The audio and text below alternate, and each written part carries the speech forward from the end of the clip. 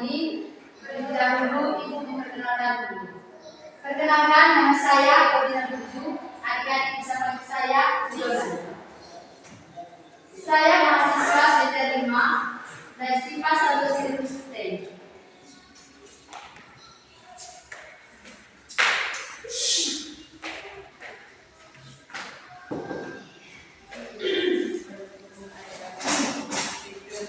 Oke adik-adik,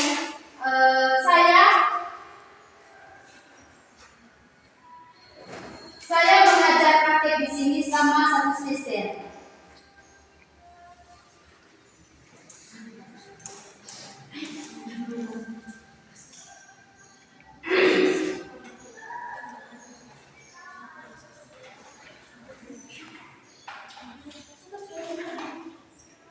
Berapa jumlah siswa di ruangan ini? 20. Siapa yang belum kelas di sini? Saya Ibu. Ada yang tidak hadir di sini? Ada Ibu, banyak Ibu. Oke.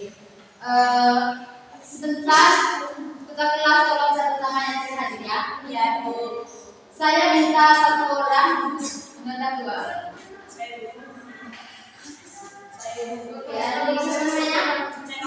Oke, ada yang silakan ke depan.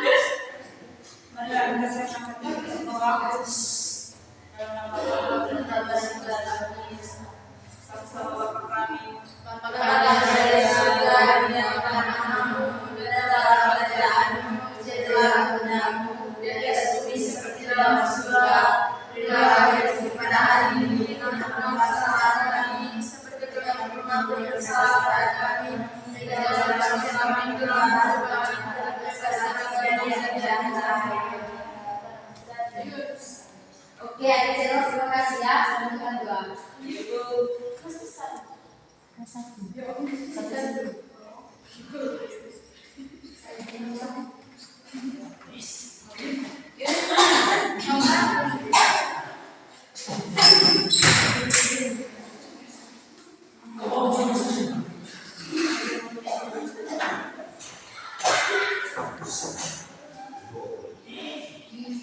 Baik adik-adik, tema pembelajaran kita siang ini adalah manusia sebagai citra Allah.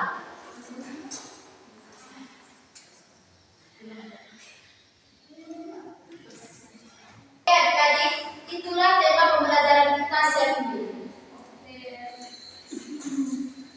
Kita memasuki subtema, aku memiliki kemampuan.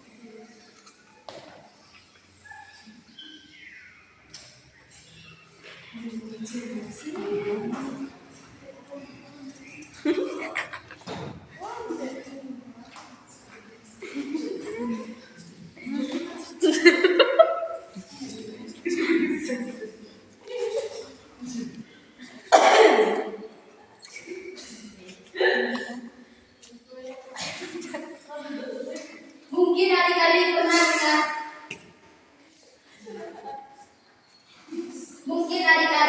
pernah dengar dari teman, orang tua, bahkan guru. Pengertian dari kata kemampuan. Coba jelas tanda tangan.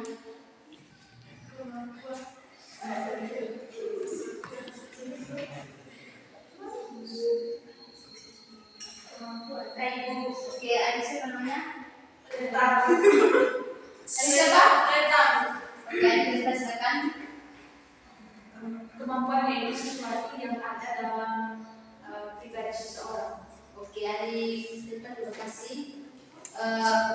Di sini untuk menjelaskan pengertian dari kata kemampuan itu, kemampuan adalah segala sesuatu yang ada dalam diri seseorang. Setiap orang memiliki kemampuan yang berbeda-beda. Ada yang memiliki kemampuan yang lebih dari orang lain, tetapi ada juga sedikit. Demikian itu semua dianugerahkan Tuhan.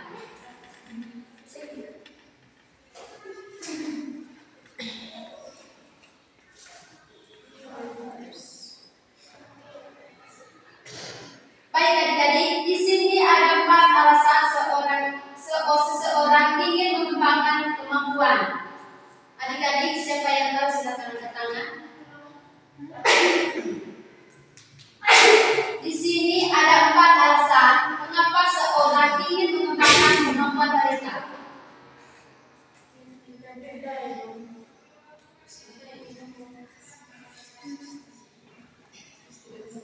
Ada yang tahu? Tidak tahu. Oke. Yang pertama, peningkatan diri. Mengembangkan kemampuan dapat membuat seorang meningkatkan diri mereka. Yang kedua, peningkatan kepercayaan diri. Ketika seorang mengembangkan kemampuan mereka, mereka juga meningkatkan kepercayaan diri mereka. Yang ketiga, menghadapi tantangan. Mengembangkan kemampuan juga membuat seseorang dalam menghadapi tantangan. Dengan demikian, keterampilan yang kuat, seseorang dapat mengatasi hambatan dan menghadapi situasi yang sulit. Yang keempat, pemenuhan pribadi. Mengembangkan kemampuan juga dapat memberikan kepuasan pribadi ketika seseorang berhasil menguasai sesuatu yang sebelum sulit dan tidak diketahui.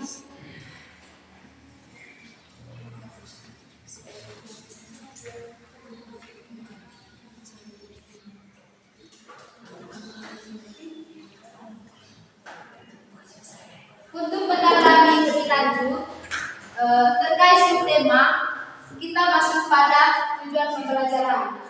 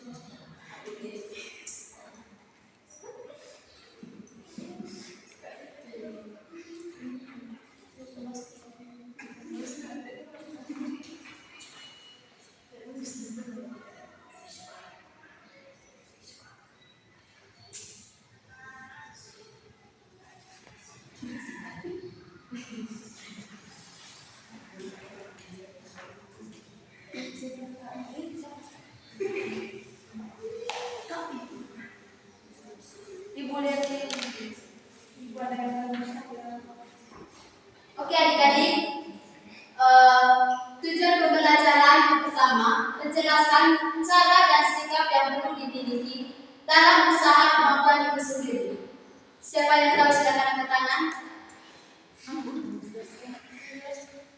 Tujuan pembelajaran menjelaskan cara dan sikap yang perlu dimiliki dalam usaha kemampuan sendiri.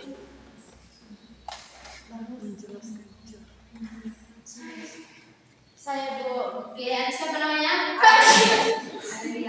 Ada Bu. Oke, Silakan. Baik, usaha yang pertama menurut saya itu merawat diri. oke. Siapa lagi?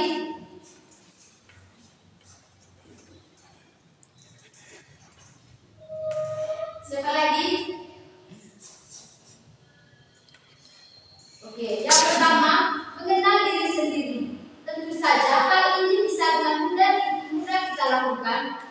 Kita bisa bertanya kepada diri kita sendiri, apa tujuan hidup ini? Apa saja yang membuat kita bahagia dan hal apa yang membuat kita hidup sedih? Yang kedua, cari tahu kelebihan dan kekurangan dalam diri sendiri. Semua orang pasti memiliki kelebihan dan kekurangan dalam diri. Dalam mengenai potensi diri, penting sekali untuk menggali kebudayaan agar memudahkan untuk mencapai tujuan. Jika ada masalah yang nantinya akan kita bisa mengatasi dengan baik. Yang kedua, terapkan kebiasaan yang baik. Menggali potensi diri. Jika bisa dengan menggunakan kebiasaan yang baik, setiap kebiasaan yang baik dan dilakukan dalam keseharian bisa membuat kita berkembang yang ada dan lebih maju. Tujuan kedua,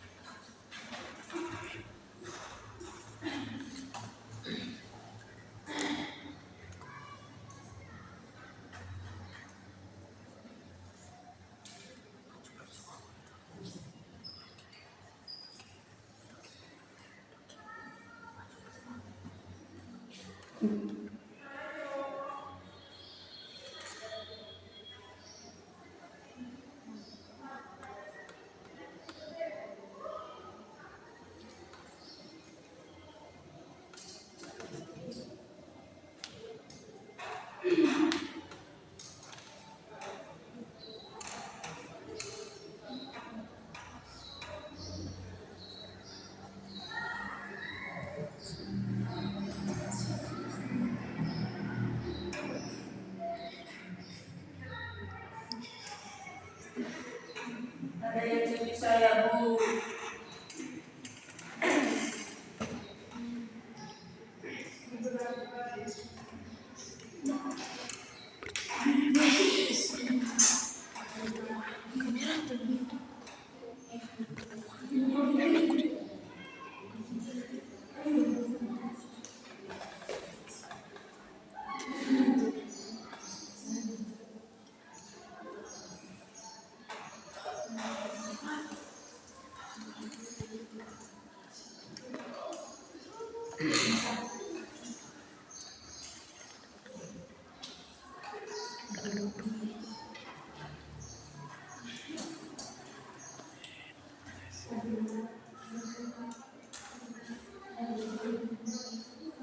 oke, tujuan pembelajaran yang kedua, banyak cara untuk mengembangkan talenta seseorang.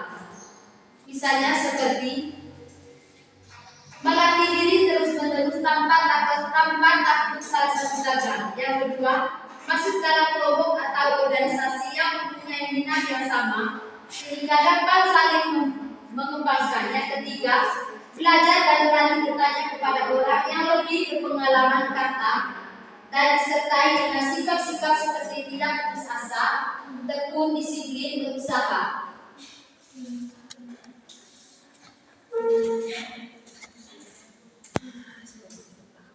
Adik-adik, ada pun macam-macam kemampuan. Yang pertama, kemampuan belajar mandiri. Kemampuan untuk terus belajar dan mengembangkan diri sendiri. Ini berkaitan motivasi diri, kemampuan secara sumber belajar, dan kemauan untuk menguasai keterampilan baru. Yang kedua, kemampuan berpikir kreatif. Kemampuan untuk berpikir di luar dan menghasilkan ide-ide baru. Ini melibatkan kemampuan manajemen, menciptakan solusi. Yang ketiga, kemampuan beradaptasi. Kemampuan beradaptasi dengan perubahan dan menghadapi tantangan. Ini melibatkan keterbukaan. Tujuan pembelajaran ketiga,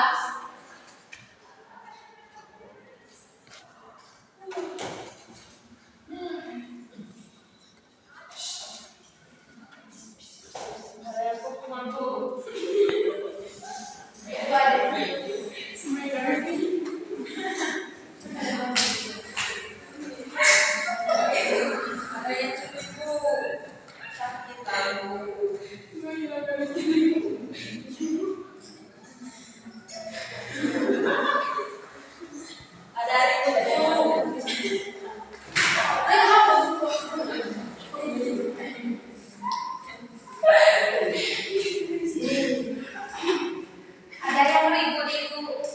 mulai jalan-jalan ke jalan titik. Ibu ada yang jalan-jalan tuh.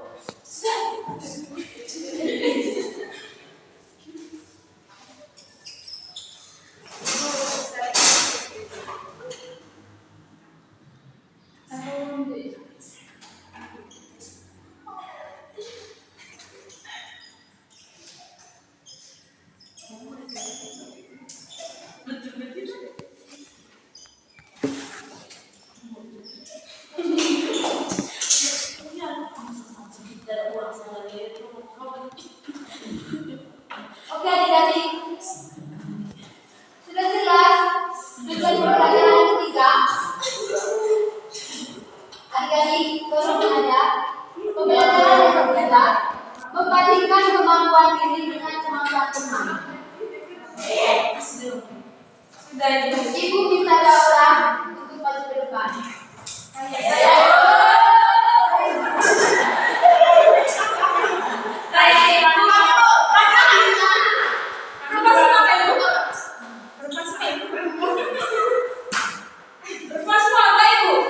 Iya. Kalau laki-laki ibu saya Kalau IP selesai. Adik bisa bertanya?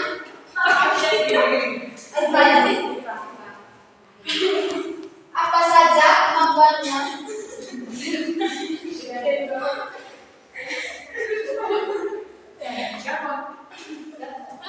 Apa saja kemampuan yang menonjol dari teman Jepang?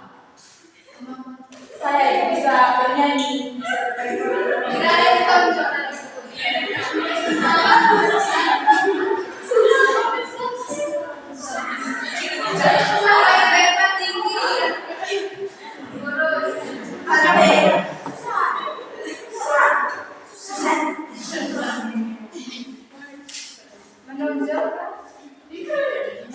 Tadi pesan apa saja kemampuan yang menonjol dari teman.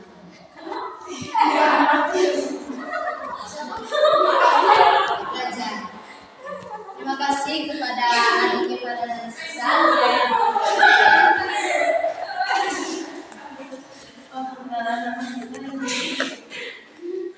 Sikap yang membandingkan diri membandingkan kemampuan diri dengan kemampuan teman.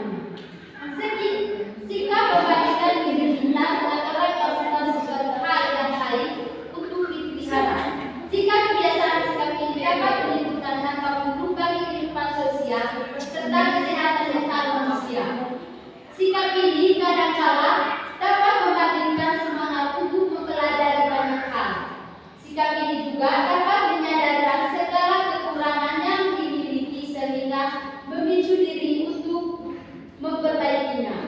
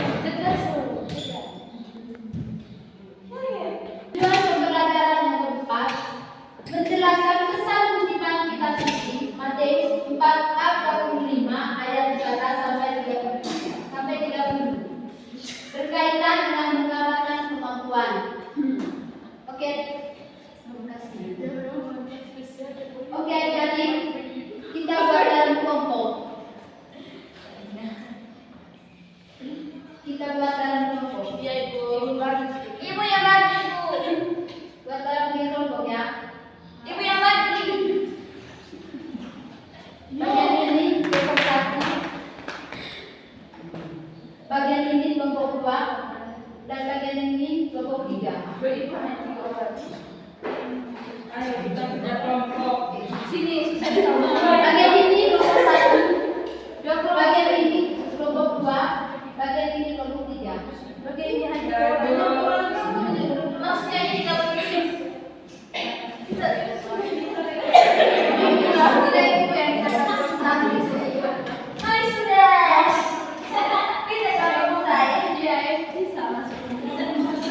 Kalau tidak dalam kelompok saja. Oke,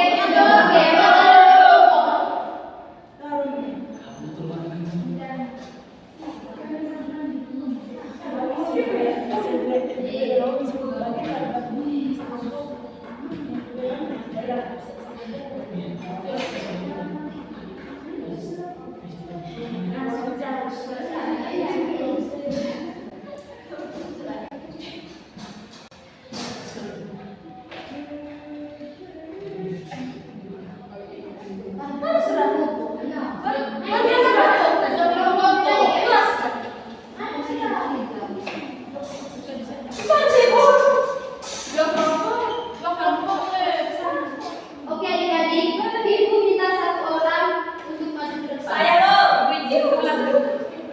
Ibu izin. Saya lo. Ada siapa namanya? Bella.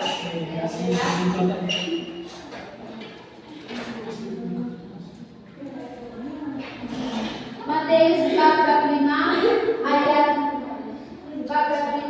14 sampai 30. Tolong adik-adik dengar ya. Ya ibu. Ibu izin juga. Ibu izin.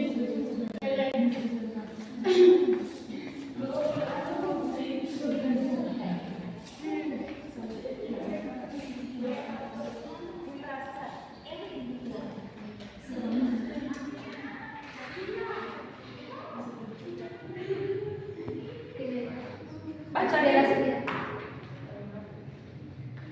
Injil Matius bab 25 ayat 14 sampai 30.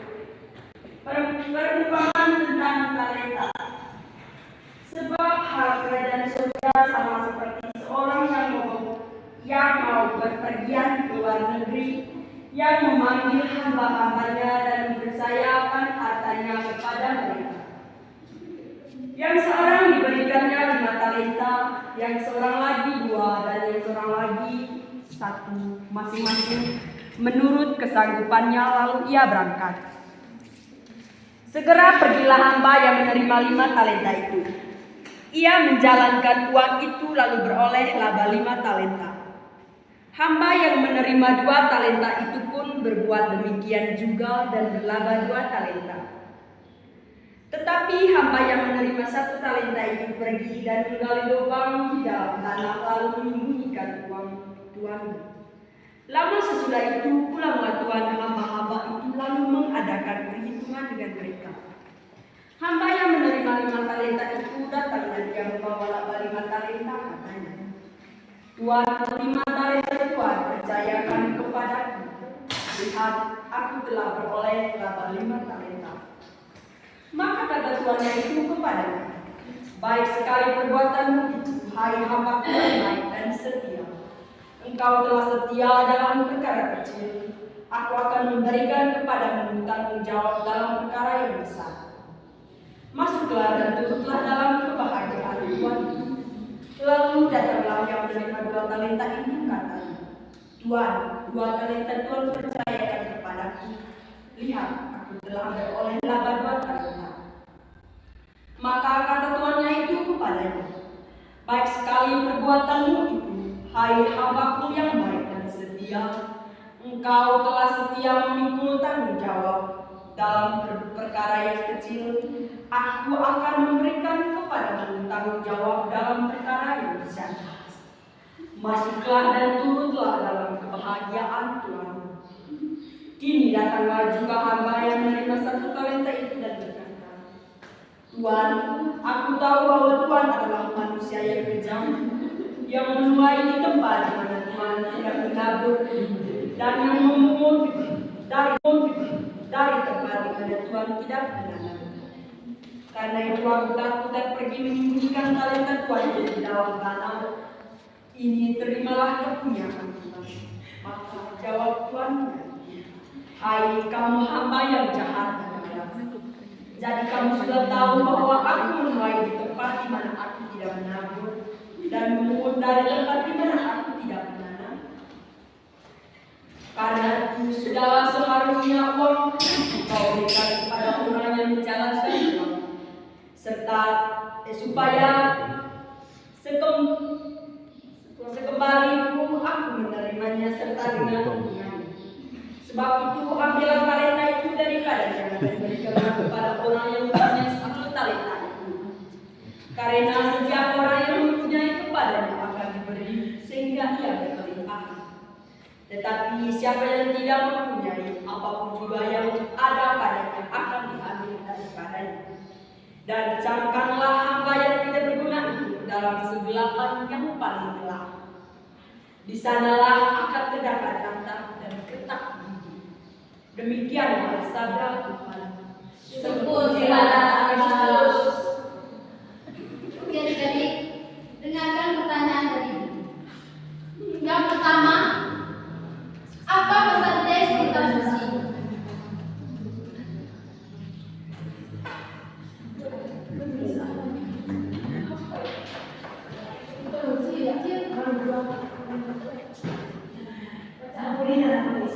Matius bab 5 ayat 14 sampai 30.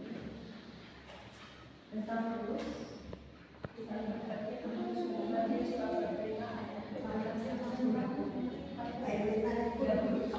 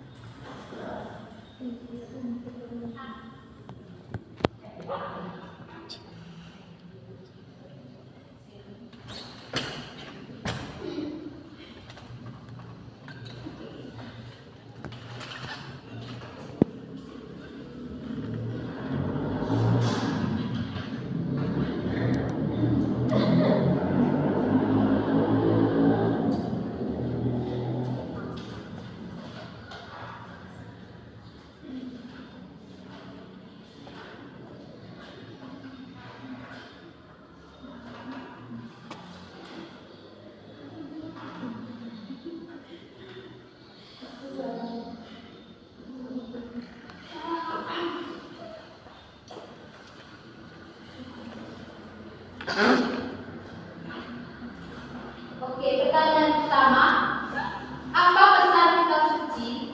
Yang kedua, apa pengertian talenta menurut Matius bab 5 ayat 14 sampai 30? Yang ketiga, bagaimanakah seharusnya manusia bersikap terhadap kemampuan atau talenta menurut kutipan kitab suci?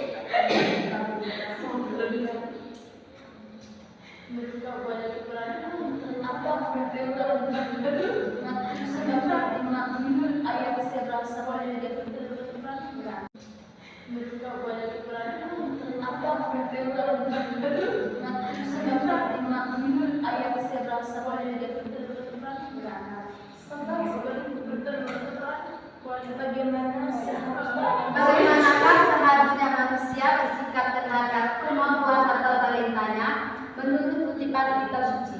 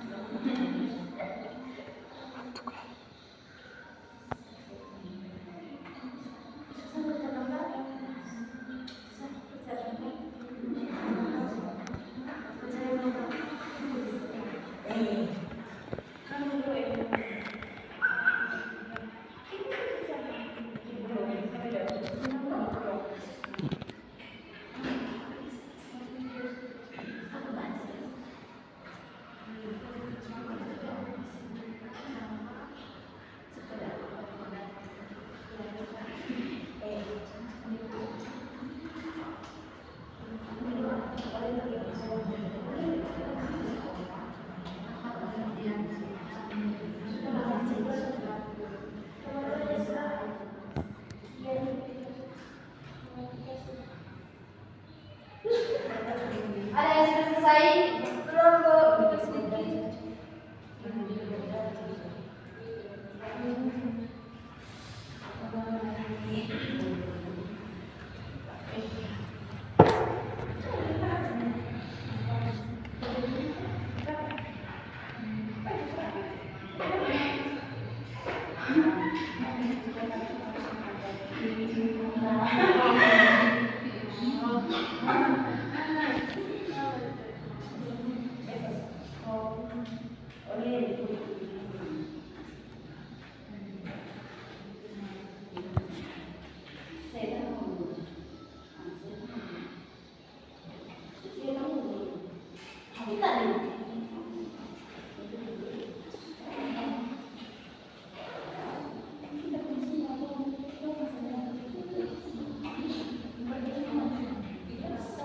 Kelompok 1 sudah selesai.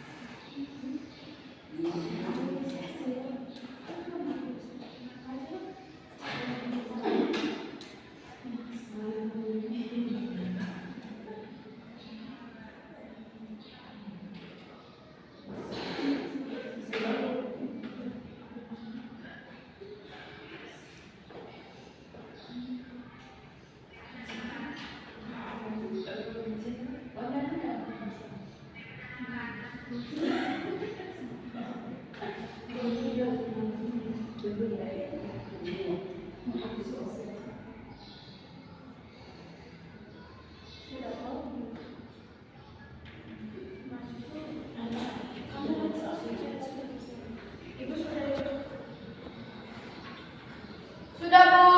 Oke, kelompok 2 silakan maju ke depan.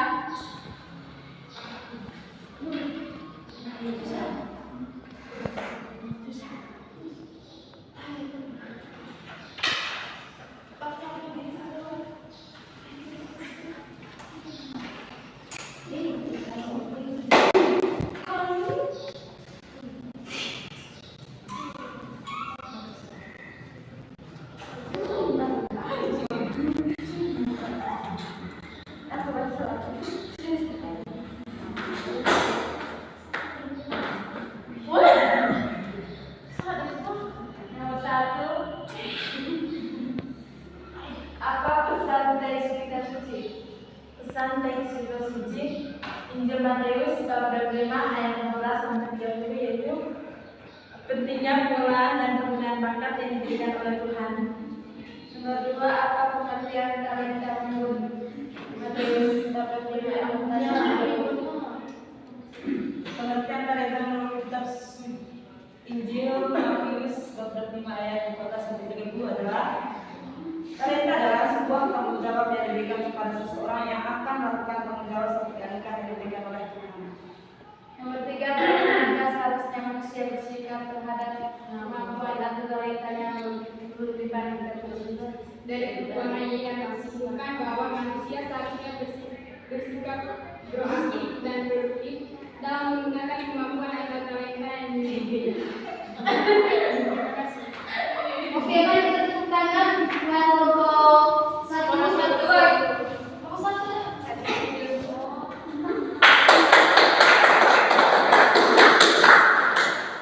Nomor 2 adalah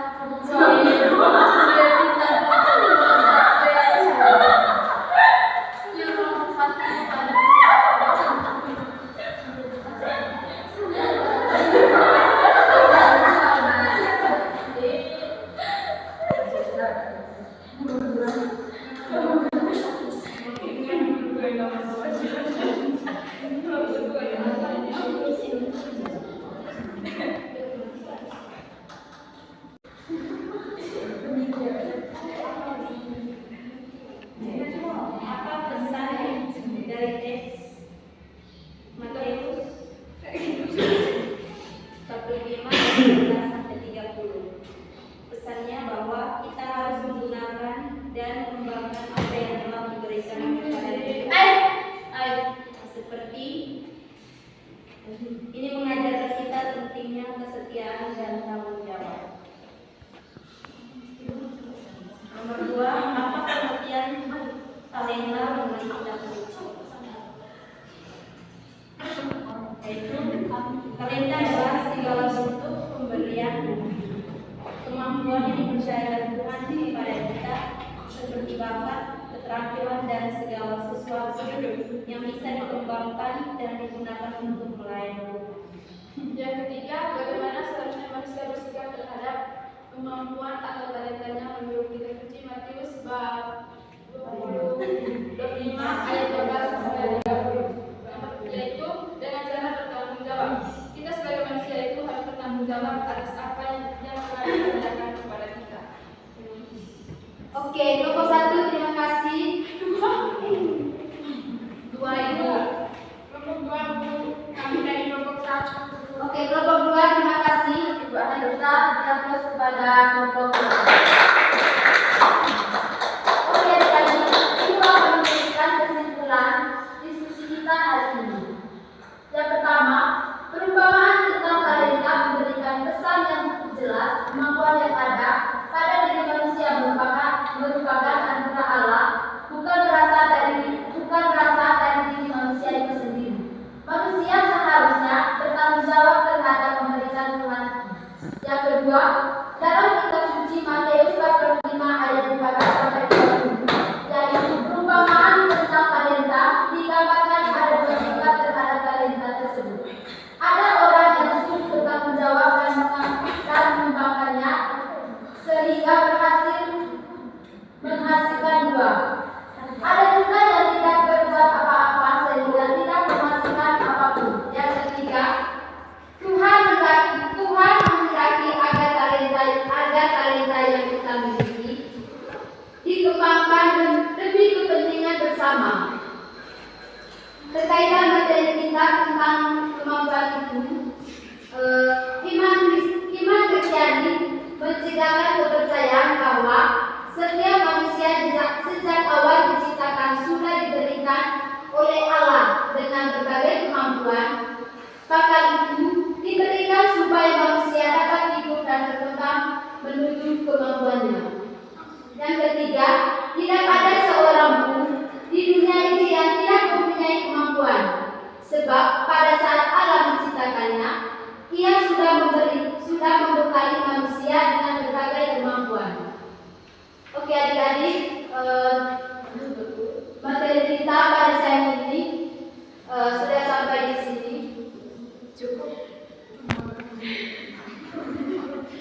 Saya sampai di sini. Syukur kepada Allah.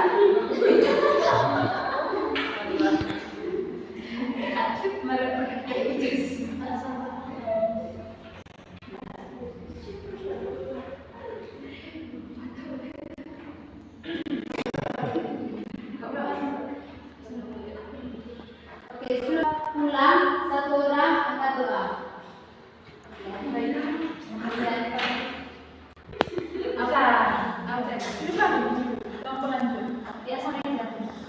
Ali kita silakan depan.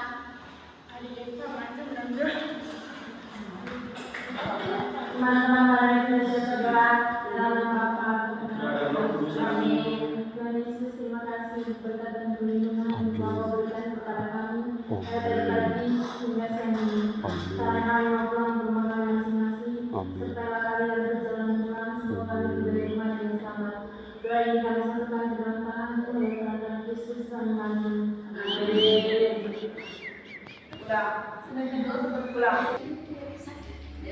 Oke, baik teman-teman, sebelum kita masuk kepada penilaian, mari kita berikan aplaus dulu kepada Ibu. Oke, baik, untuk tidak memperpanjang waktu, ada beberapa poin yang harus saya tegaskan. Langsung saja dari saya. Yang pertama itu dari persiapan material, kalau bisa untuk praktek kali berikutnya usahakan materi dipersiapkan baik-baik supaya jangan ketika kita menjelaskan terpaku dengan laptop atau materi yang sudah di-print. Yang pertama. Lalu yang kedua, rasa kepercayaan diri kita ya, rasa kepercayaan diri kita untuk bisa depan umum. Nah, itu yang perlu biasa lagi. Tapi saya mengharap maklum bahwa karena ini bagian dari proses dan tahap pertama, sebab itu maka kita mengharap maklum dengan ini semua. Lalu yang kedua, huruf juga ya, huruf. Jadi salah satu aspek penting. Nah, untuk menjadi seorang guru harus huruf yang jelas, baru suara agak besar sedikit. Apalagi tadi sesuai dengan EPP-nya yang bawah tadi, bahwa ini kebanyakan pesan SMP. Sebab itu alangkah baiknya suara agak lantang sedikit. Mungkin dari saya sekian dan terima kasih. Oke, baik. Terima kasih kepada saudara Olan yang sudah mempraktekkan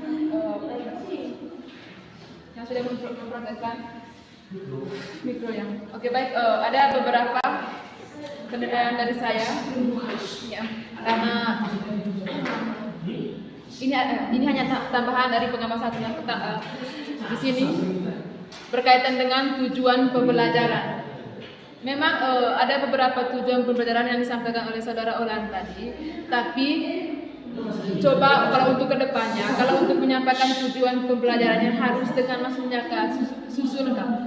Karena saya lihat di dalam itu ada beberapa penyampaian tujuan maksudnya yang kalau yang tidak secara begini, maksudnya kalau itu apa? Ada satu yang pertama itu yang berkaitan dengan